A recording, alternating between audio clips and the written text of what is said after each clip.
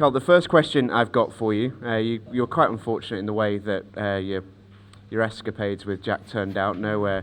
The extra life was called in, which left... broke. Yeah, still broke. So you've got a question to answer, and that question, first of all, is very simple. Will you be randomly drawing, or will you be calling out your opponent? I'll be picking. You'll be calling out. We'll bring up the list of players for you. Here is who is still in the tournament. Callum Singleton unable to be selected. So too is Jack Whelan. He too cannot be selected. I mean, they're all good players left, but just for the experience aspect, I'm going to go with an amateur. I'd like to play Zach, please. Zach Cooper, come on down, sir. And what we've seen so far is players getting close. 8 ball, 8 ball, 8 ball. No. Oh, here we go. And yeah, Karl Sutton knows exactly what's happening here. This frame, in all honesty, this frame could last 20 minutes. We could be 0-0 race to 0-0 6-red shootout coming up. I mean, it's a race to 4, and there's 20 minutes on the clock. But how on earth do you go about this frame? Yeah, what a difference from that 8 ball going in. And all Zach's going to do is put another one in there. This is put your feet up, people. This is this frame's going to last a while. And this isn't really ideal for Karl as the favourite. I mean, he doesn't want this to turn into a 1 or 2 frame match. He'd rather have a few chances just to make absolutely sure. If there was even, if there was a super low percentage finish on, you can make the case that maybe Karl should, because he's the favourite for the match, just to speed the match up. But yeah, if this frame lasts 10 minutes, 12 minutes, whatever, then yeah, it could be. Well, I don't see how this is going to work out for either player. That 8 ball's too far in the pocket. And now Karl's taken red, so he's the one with the big air problem, although they've both got a problem. He needs to try and get the yellow in here. Might be trying to play a really tough loss of turn. Yeah. Brilliant shot. It really is. So Karl's obviously set his stall out. Get reds because there's 5 yellows up by that 8 ball. He's going to try and get the 2 yellows in the open off the table and force Zach to try and maybe make the 8 ball from, coming out of a snooker or whatever it might be to, or move the yellows about. All he's done is put another red into the area as well. Come on, Karl, put another red up there as well. Let's get them all in there. Let's cover the pockets up. The fact it's 0-0 on the scores does change it a bit. If one person had a lead, they'd definitely be punting all the balls into that corner. Yeah, I'm not surprised to see him try and keep that on the table. If you're Karl, you just want as many balls down this end to give yourself the chance to play away from that corner. Yeah, I think Zach made a mistake getting that last yellow up in there. He's got to try and get a yellow back into the open. He can't afford to keep having to play to that cluster from distance. And he's put another one in there as well. I'd have been tempted to cushion first that and try and get it right the way down to the bottom of the table. You've got no risk of being counter-cleared or anything like that, so just try and... You need to get balls away. If this is touching ball, it's good for Zach because he could just cut down and pot a red. But it's not. Yeah, it's a weird spot where they both kind of like to pot the other's balls. Anytime anybody gets an open ball, they'll be looking whether there's a loss of turn available. Doesn't look like there's going to be a ton of choices for Zach, though, with the way his are placed. There's no percentage whatsoever in Karl potting too many of these balls. Yeah, make no mistake, though. Karl Sutton's in the driving seat here, even though he can't really force a way to win the frame, but he can force a way for Zach to lose the frame. It's just going to get harder and harder for Zach not to pot the 8 ball. That's only just a legal shot. Just caught the ball before the cushion. That's sensible. Karl just wants to get his balls out of that area. The sad news here is that the record for the longest ever frame in Ultimate Pool can't be beaten because it is actually over 20 minutes. Thanks to Josh Kane and Brian Halcrow. Karl should take this yellow off the table, or attempt to. Overcut the red to pot the yellow as a plan. It was actually probably a little bit closer to the straight, yeah.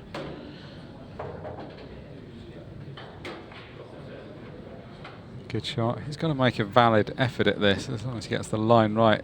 Not likely to be called a foul as long as he gets somewhere close. He doesn't want to overhit. He's actually hit this quite firmly. Yeah, that's a good shot. but it's just going to get harder and harder for him. He's missed his opportunity to get yellows out away from that area, and he's just going to be tortured here.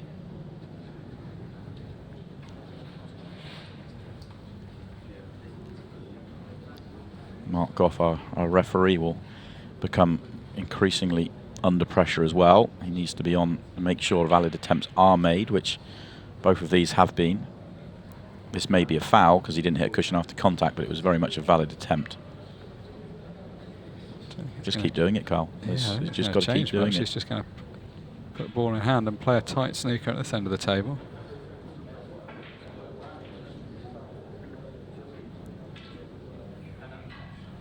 So it might be easy, just play one of the balls in the middle of the table. Same difference. That seemed a tougher way of playing. If he'd have just played one of the balls in the middle and just rolled it through, it was a guaranteed snooker. I quite like almost leaving him the yellow, though, on the right-hand side. Kind of try and force him to play that one. Oh, he's confident there. Well, fair play to him. He could have made a case for leaving any of these short as long as it looked a valid attempt, but he's given them all plenty to reach. Well, very unusual frame. It's going to be the longest frame of this tournament, even if not able to beat the all-time record.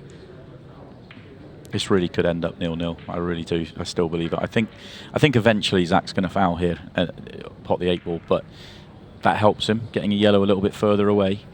But if he can just separate the yellows just a little bit, then we are. Well, get yourself ready for a 6-red shootout. Well, I'll tell you what, if the first 6-red shootout comes in a nil-all match. We had in the Champions, no, it was in the Pairs Cup, we had a 1-0. I think the first frame lasted 18 minutes. That was with Phil Harrison with Mick Hill up against the Team Blessed. Luke Gilbert and Dom Cooney. Not players you'd associate with a slow frame. I mean, ball in hand just doesn't really change anything. What's he going to do other than play a snooker? Does Karl try and put another red, like just play the middle, the right-hand red of the two together, just play it up towards the yellow in the middle of the top half to give him a ball to, next time he gets cube on hand, he might be able to play a plant on that ball, get that yellow off the table. Because Karl's definitely going about things the right way, trying to get yellows off the table. We saw a frame like this with Shane Thompson and Mick Hill in a Pro Series final in year 1, and Shane was all at sea, to be honest, but Mick picked it up pretty quickly that the best way to go here is to try and pot your opponent's balls as much as possible, because the more yellows that get taken off the table here, the stronger and stronger the position for Karl is. Yeah, for sure. Looks like he's committing just to keeping the balls at this end, which is also understandable. I mean, funnily enough, making a good snooker like this may actually do him a disservice, because there's less reason for Zach to get close to the ball over the pocket. He can make a valid attempt without getting so close. But again, he's oh, this could be it. This could be the frame. Oh, wow. Oh, that's going to have to be reviewed as well. That was very close to red first. I mean, if you're Zach, do you take the view that this frame just isn't one that he's going to be able to win and that you're better to lose it quickly? Or I suppose in his position, turning this into a best of one maybe is his best chance of winning. I think you have to hang in as much as you possibly can. I think you have to. I agree. If it was the other way round, then maybe you can make the case. But I don't think you can risk losing it. But what you don't want to do is lose it in 19 minutes. So look at this replay. Look at it again. Yeah, clearly hits the red first. So that will be cue ball in hand for Karl. In all honesty, it's not going to make any difference because it's just going to put him straight back in the same position. So this is why I think Karl should at least try and get a red near the yellow in the open. Just give himself a chance to get that one off the table.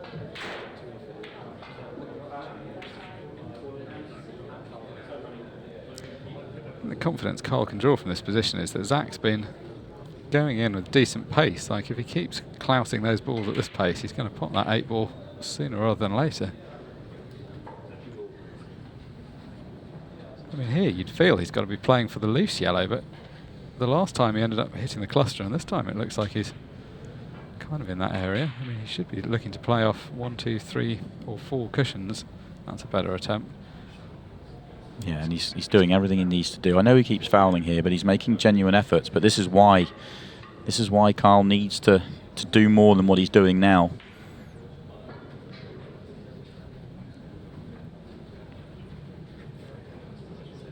Of course, the fact he keeps playing the same snooker means that Zach's now got a reasonably good reference point. He knows the line doesn't want to hit the cluster. He wants to make sure he goes past the cluster.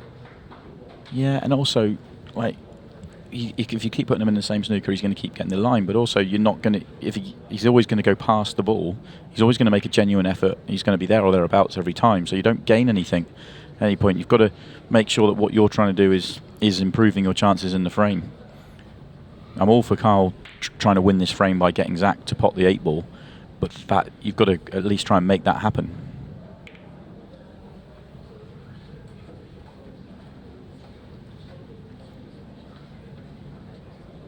In a way, it's going to be a bit of a numbers game because Karl has got so much margin for error. He's just going to keep giving Zach these shots, and sooner rather than later, a mistake will come.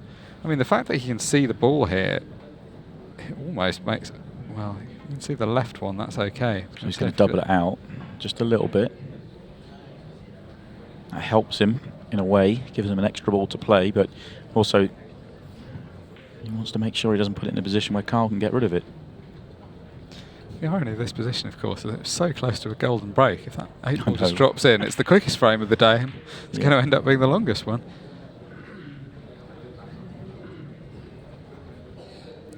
What are we down to now? We're at the halfway point.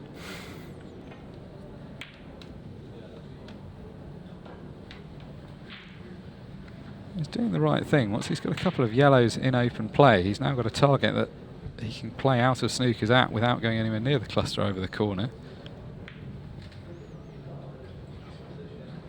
I think if you're Karl, you don't hate, I mean, I know we're sort of joking about the 6 red. You don't hate the 6 red if you're Karl, but still, it does add a real lottery factor. Well, you say you don't hate it, but oh, hello. And there we go, match frame is over. And Zach does have a fantastic break on him. Just really easy power, as you can see. Needs a ball, though. Don't know how he hasn't made a ball there. Hasn't left anything easy on at first glance either.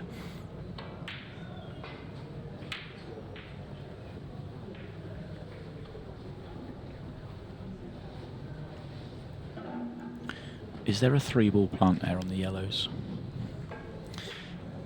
The yellow and red, are they set to pop the yellow over the middle pocket, and then yellows actually aren't that bad? And he doesn't like it, but he wants to make sure that he doesn't leave it for Zach.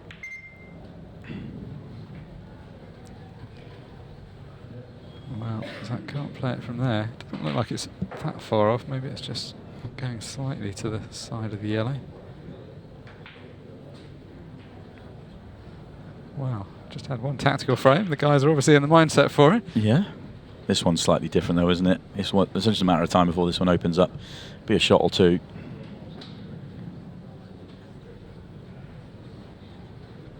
So not as urgent for Karl now. He's got the 1 frame. 2-frame lead would be quite valuable given how much time's been used up.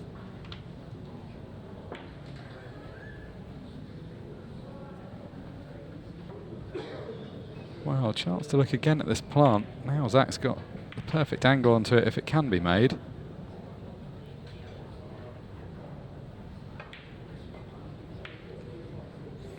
I think it's been moved, so it's not close anymore.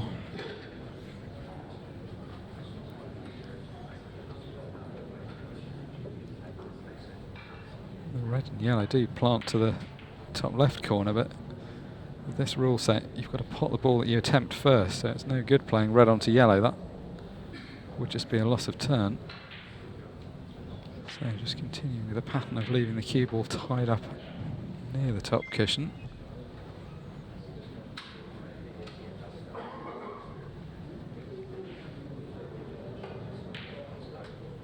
Very different pattern of game from a couple that we saw just before the break. It opens it up and closes it off all at the same time. We're going to have an evening filled with break clearances and dramatic moments and all sorts of fun and games out there, but a very intriguing opening to this evening session for sure. Yeah, I mean, that first frame, that's just a pattern you just don't get very often. It's kind of nice for Karl. Just knew he could keep playing the same shot and eventually he'd win the frame. It was just a case of patience. This one's a bit harder to call because clusters are being moved around the table. It's one of those ones, if somebody was to get in, they'd have a chance, but not necessarily an easy one, so may not be rushing to be the first player in. It's obviously a more important frame for Zach than it is for Karl, because he's the one that's still got the 0 on the scoreboard. Yeah, in all honesty, I'm really surprised at how long it's taken this frame to open up. Normally when you have that kind of tough layout at the top, or it's not really a tough layout, it's just one ball and nothing on. It's 2 or 3 shots and it's all opened up, whereas both players have gone for really containing shots. So you do feel like the previous frame is sort of has come into this one as well. Maybe that's the mindset. Well, yeah, it seems to be that they've both just committed that they're going to play safeties. I mean, there is, I'm saying it'd be the right shot, but the red that's on the baulk line could be cut in. It just seems like neither of them are considering. This one's going to be checked. And this time it is really important if this is a foul or not. Did he hit a cushion after contact is the question here. The reason being, cue ball in hand is actually really important this time. It's going to be a really tough one to tell as well. And we will find out. The referee will have a little look at this.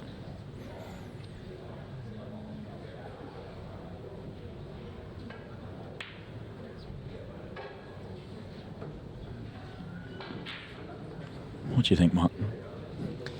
Well, it was tight, wasn't it? Well, I think it's okay.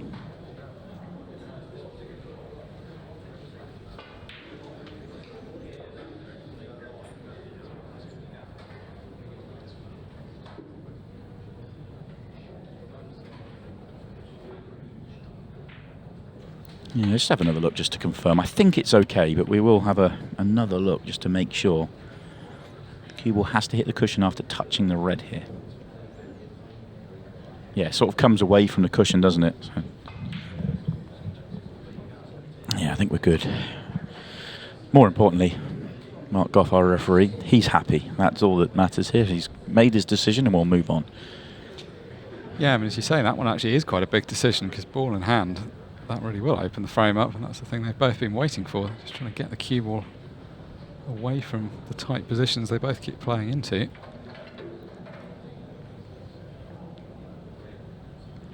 Looks like Zach's going to try and return the cue ball to close to where it was. I mean, I know at the start of this they both were feeling they wanted to be yellows, but I mean, it's getting to the stage when almost seems to have been an odd pattern of play they've got into. I have a statistic for you. There is a 100% pot success rate out there right now. I think one ball's been potted, 2 balls have been potted because one was a loss of turn in 15 minutes of play. Not a stat you would associate with a match where it's 1-0 after 15 minutes. Yeah, and there's been one successful pot. There's been one ball potted. There we go, there's number 2. It took us over 15 minutes. I mean, that ball has been possible for some time. It got to the stage where it's getting a bit silly. The other balls, of course, had also improved.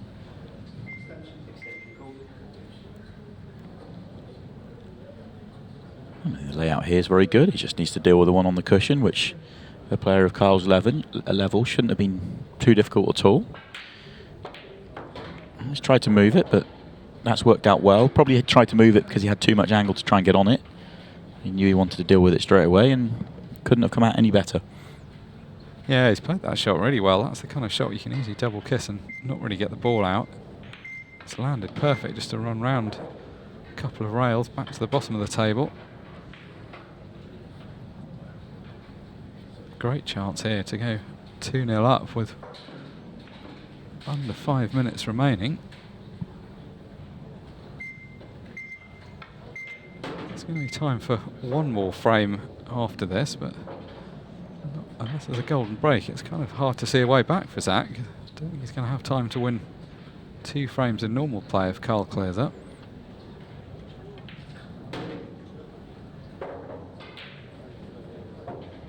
It's going to be an odd match if he does go on to lose it. Zach Cooper's had to put the hours in to get here. He came through a tough qualifying competition and waited around all day for this chance and barely had any shots in open play in this match.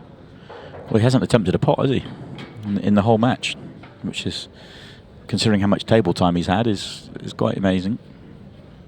He's potted 1 8-ball, but that's a stat he could do without.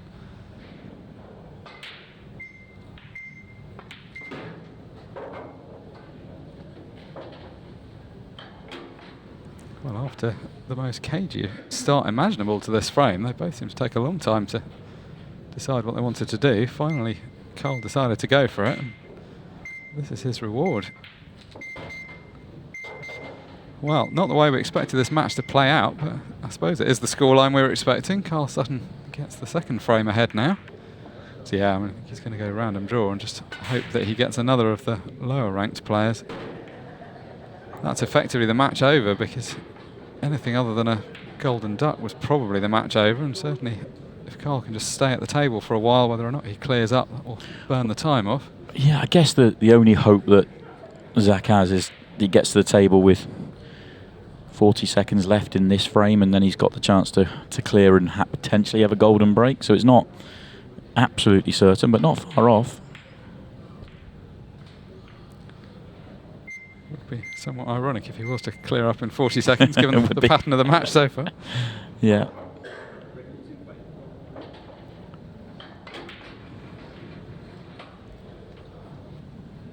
It isn't quite one of those ones where he's wasting time, but it is one of those ones where it's not crucial to make the clearance. If he can either just pot a few balls or make things messy, either of those will be good enough. He's got 3 more in the open, hasn't he? That's a good 40 seconds if he times it right. And he's in prime position. You see Craig Waddingham in the background. He made it into the final of this event last time we held it last year, having a bit of a yawn. Maybe he's not expecting to play today. Maybe if Karl wins this match, that's the most likely to see a Craig Waddingham today, is that the random draw. Yeah, there's just not much logic for calling out one of those players that's just outside the top ranking positions but isn't a bounty. They're only really going to come into play through the random draw. We're going to see some random draws today though, because whichever results come through, I mean, if Karl wins this one, it goes to a random draw. If he wins the next one, then he would be off and we'd have to get some more players on, so there are chances for everyone to get involved. Okay, this is where Zach needs to chalk his cue and be ready. He is going to get, unless Karl comes up with a miracle shot here, he's going to get 25 seconds. He needs to clear and leave a second. Tall order. Yeah, and Karl just tries to tie up the 8-ball, which wasn't particularly well played, but it should be good enough. Under 20 seconds to go. Horrible layout. And he's pretty much given up the hope, really. One of those horrible matches for Zach Cooper, one that, I mean, he would have looked forward to this event for so long. And in truth, we didn't really get to see him involved in any sort of match, certainly on any terms that he would want to be involved in them. Big decision now is, are you going to be calling out a hitman at any point, or are we going to the random draw, Karl? Well, I've already played a hitman and I won no money, so I think we'll draw. That seems like a fair enough assumption. Okay, so computer, when you are ready, let's find out Karl's next opponent. It could be anyone left in the draw. Here it is. Come on down. Sean Story!